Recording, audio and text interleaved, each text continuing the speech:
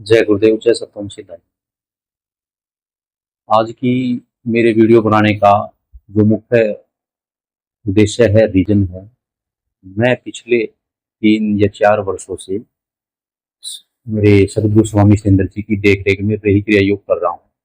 तो मुझे मेरे एक जानकार हमारे डॉक्टर साहब हैं रोहतक से, सैनी डॉक्टर, उनके कहने से, बार बार उनके कहने से मुझे जो है ओशो शिविर में जाना पड़ा। हालांकि मैं वहाँ जाके खुश नहीं था, लेकिन जैसा कि हमारे गुरु जी कहते हैं कि आपको ज्ञान वर्धन के लिए, और वहाँ शिविर में जाने के बाद मैंने जो ओशो शिविर में सिखाई जा रही ध्यान विधि है, जिसको कि ओशो शिविर के साधक है, वहाँ पे उसको नाम देते हैं संजीवनी विद्या। और जैसा कि मैंने जो है पढ़ा, जहाँ तक अध्ययन किया, उसमें मुझे पता चला ओशो शिविरों में सिखाई जाने वाली जो भी विद्या ली गई है, विज्ञान भैरव तंत्र नाम का एक ग्रंथ है उसमें से, और उस विधि को उसमें अनापान सती योग नाम से जो है वो नाम दिया गया। तो जब मैंने वहां पर वो विधि की, जैसे उस विधि में मेरे को बताया गया कि आपको अपनी आती जाती श्वास पर ध्यान देना है, आपके आज्ञा चक्र पर आपको ध्यान केंद्रित करना है, और आप किसी नदी के किनारे बैठे हो और उस नदी के किनारे के वातावरण को, एटमॉस्फेयर को आपको फील करना है, महसूस करना है। और जो मुझे उस विधि में बताया, उस विधि में मुझे सिखाया गया कि आपको एक अनहद नाद नाम का उनका कोई म्यूजिक है, तो आपको वो अनहद नाद पे जो है आपको भाव विभोर होके आपको जो है नृत्य करना है। लेकिन मुझे जब वो विधि करने का मौका मिला या मैं वो विधि की, तो मुझे वो विधि करने पर ऐसा लगा कि वहां पर करवाई जाने वाली जो विधियां थी, जैसे जबरदस्ती का भस्त्रिका प्राणायाम, जबरदस्ती का आपको सोचना है कि अपने आज्ञा चक्र पर ध्यान केंद्रित करना है और अपनी आने वाली सांस को बाहर और भीतर, पूरक और रेचक को जो है आपको जबरदस्ती महसूस करना है। क्योंकि मैं रही क्रिया योग से जुड़ा हुआ हूँ, तो मेरे अनुभव जैसे होते हैं, मुझे प्राणमय शरीर, अन्नमय शरीर और मनोमय शरीर में जो मेरे जो अनुभव होते हैं, सौ में भी लगते हैं। जैसे मेरे त्रिबंधों का लगना, मूल बंध, जालंधर बंध, उद्यान बंध, और सौ में भी भस्त्रिका प्राणायाम इत्यादि का चलना, ये मेरे सौते ही रही क्रिया योग से हो जाते। तो जब मैं उस की शिविर में गया, वहां पे वो विधि की उनकी अनापान सती योग यानी संजीवनी विद्या, तो मुझे ऐसा लगा कि जितनी भी ये प्रक्रियाएं करवा रहे हैं वो सब में वो तो नहीं हो रही, वो जबरदस्ती ही हो रही।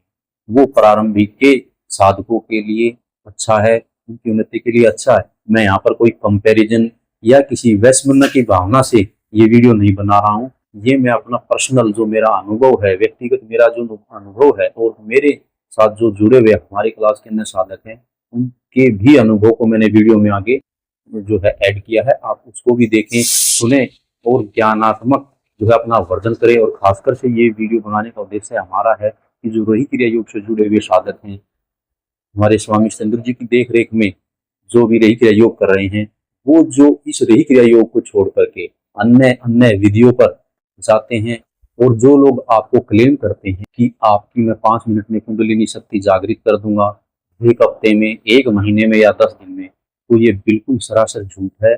ऐसा कुछ भी नहीं होता है। आप पीछे के उदाहरणों से देख सकते हैं, जैसे कि महात्मा बुद्ध को अपने पूर्व जन्मों के संस्कार लगातार गहन तप करना पड़ा। घर छोड़ने के बाद पूरे 8 वर्ष तक, तब जाकर के उनको सिद्ध अवस्था की प्राप्ति हुई। लाड़ी मास्टर जी को लगातार 8 घंटे और 8 वर्ष लगे। ऐसे बहुत से जो हमारे संत हैं, सब उन्होंने सभी ने विकट से विकट साधना की, तब जाकर के बाद हम साक्षात्कार को प्राप्त हुए हैं। इसीलिए आप भी जो है अपने रेही क्रिया योग से जुड़े, रेही क्रिया योग को लगातार करें, संयम के साथ करें, तो आप भी अपने जीवन में आध्यात्मिकता को ऊंचे स्तर पे ले जा सकते हैं। आपका डेवलपमेंट भी होगा। और ये मेरा पर्सनल अनुभव है, क्योंकि जब से मैं रेही क्रिया योग करने लगा हूँ, तो मेरी बहुत सारी ऐसी चीजें जो मुझे सबसे ही पहले पता चल जाती हैं। और ऐसे ऐसे विलक्षण अनुभव जिनको लोग पाने के लिए वर्षों वर्षों तक मेहनत करते हैं, सिद्ध गुरुओं के पास, तंत्र मंत्रज्ञ के पास जाते हैं, वो अनुभव तो नहीं मिलते जो कि मुझे रही क्रिया से प्राप्त होते हैं। और आगे की वीडियो में आप जुड़े रहें, हमारे अन्य साधकों के अनुभव भी आप सुने। मेरा वीडियो बनाने का सिर्फ इतना सा उद्देश्य है ताकि आप भी अपने जीवन में ज्ञान का वर्धन करें। जय सत्यम सिद्धानंद में, जय गुरुदेव। मेरा नाम आयुष है और आज मैं आप सबसे शेयर करूंगा अपने एक्सपीरियंसेस रेही क्रिया योग को लेकर। उनको बेसिकली मैं कंपेयर करूंगा और कोई जो मैंने आज तक कोई भी अन्य ध्यान विधि करी है उनसे। तो आज तक मैंने जितनी भी अन्य ध्यान विधियाँ करी हैं और जो रेही क्रिया योग करी है उनमें भिन्नता किस प्रकार से है वो मैं आज आप सबसे शेयर करूंगा, आप सबको बताऊंगा। तो सबसे पहले तो मैंने ये देखा है कि जैसे कोई भी अन्य ध्यान विधि होती है तो उसमें जो प्राणायाम है वो आपको ज़बरदस्ती कराया जाता है। कि जैसे मान लीजिए भस्त्रिका प्राणायाम हो गया, वो आपसे ज़बरदस्ती आपसे सांस खिंचवाएंगे, तेज़ी से सांस को छुड़वाएंगे और वो सब करके, मतलब वो बेसिकली हाइपर वेंटिलेशन है। उससे आपको एक टेम्परेरी रिलैक्सेशन मिलता है कि आपने ज़बरदस्ती प्राणायाम खींचा, फिर थोड़ी देर आप आंखें बंद करके बैठ गए और आप रिलैक्स हो गए। उससे आपको एक टेम्परेरी रिलैक्सेशन तो मिलता है। जो मान लो आप अगर किसी प्रॉब्लम से गुजर रहे हो तो वो मास्क हो जाती है टेम्परेरीली। तो आपको लगता है कि ये ध्यान है, बट लेकिन वो वास्तविक में ध्यान होता नहीं है। अगर हम रेही क्रिया योग की बात करें तो अगर उसको आप रेगुलरली करते हो तो उसमें जैसे एक पॉइंट आता है कि जो प्राणायाम है वो स्वयं में होता है। तो वही वास्तविक तौर पे प्राणायाम वही होता है आपका। कि जब आप रेही क्रिया योग करते हो, ये मैं अपना एक्सपीरियंस बता रहा हूँ आप सबको, तो जो प्राणायाम है आपका स्वयं चलता है, प्राकृतिक रूप से चलता है। और वो जो ध्यान होता है वो सक्रिय होता है। यानी अगर मान लो आप किसी प्रॉब्लम से गुजर रहे हो या आप किसी विषय पर चिंतन कर रहे हो तो जो उसका जो सॉल्यूशन है वो आपको प्रोवाइड होता है। वो ऐसे नहीं होता कि कोई प्रॉब्लम हुई, वो टेम्परेरली एक टाइम के लिए मास्क हो गई, उसके बाद फिर आप घूम फिर के वहीं पर आकर अटक गए। तो रेही क्रिया योग आपको एक निष्कर्ष की तरफ लेकर जाता है। ये सबसे बड़ा डिफरेंस है जो मैंने देखा है। बाकी अगर हम मेटाफिज़िकल एक्सपीरियंसेस की बात करें तो रेही क्रिया योग का मतलब वो ही नहीं है, कंपैरिजन ही नहीं है। कि जैसे मान लो आप ध्यान कर रहे हो तो वास्तविक तौर पे आपको रोशनी दिखना, गुरु दर्शन होना, या फिर अलग अपने आप ही मूलबंध लग जाना, मतलब और भी अलग अलग तरीके के एक्सपीरियंसेस होना। तो आज तक ऐसी मैंने जितनी भी ध्यान विधियाँ करी हैं और किसी ध्यान विधि में आज तक ऐसा हुआ नहीं है। वो सिर्फ मैंने अपने साथ रेही क्रिया योग में ही होते हुए देखा है। तो और एक क्लास में ध्यान विधि कराई गई थी एक बारी, मतलब वो कंपैरिजन देखने के लिए। वो जैसे वो मेरे ख्याल से जो ओशो की जो ओशो जी ओशो रजनीश जी है, जो उनकी फाउंडेशन है, उनका कोई संजीवनी ध्यान है, वो भी कराया गया था। उसमें भी मैंने वही सेम चीज़ देखी कि ज़बरदस्ती प्राणायाम वगैरह खींचना और फिर थोड़ी देर अपना ध्यान में बैठ जाना, इमेजिन करना कि आपके अंदर एनर्जी आ रही है। तो वो भी वही चीज़ है। मतलब मैं ये नहीं कह रहा कि इन चीज़ों से फ़ायदा नहीं होता, रिलैक्सेशन से आपको फ़ायदा मिलता है। और जो इस तरह के जो जो ध्यान है, ठीक है, इनसे रिज़ल्ट मिलते होंगे आपको, डेफिनेटली मिलते होंगे।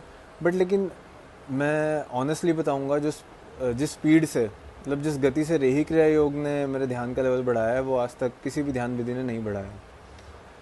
तो ये मेरा बिल्कुल ही सीधा ऑनेस्ट और अनबायस्ड ओपिनियन था। जय सत्यम सिद्धाय नमः। इस वीडियो में मैं ओशो संजीवनी क्रिया योग विधि का एक्सपीरियंस शेयर करूँगा।